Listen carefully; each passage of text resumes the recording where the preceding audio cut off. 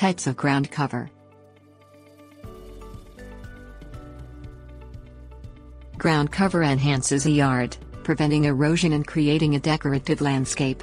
Certain types work better in hot and sunny climates and others in wet, shady areas. Some require little maintenance, while others need much attention to keep them healthy and attractive. Grass. Grass is the most common ground cover for landscaping. It is soft to the feet and appealing to the eye, and light, water and regular maintenance are necessary for it to survive. Ivy. Ivy is an easy alternative to grass for shady areas. Its green color gives it a natural appearance, but if not trimmed back occasionally it is susceptible to overgrowth. Rocks.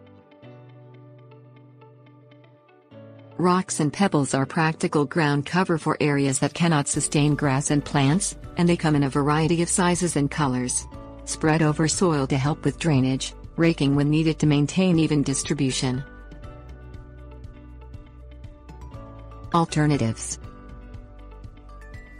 Plants that feature greenery and flowers, and spread horizontally are an alternative ground covering. Particularly efficient are plants that stay relatively low to the ground and are pleasant to look at, like Lariopeian phlox.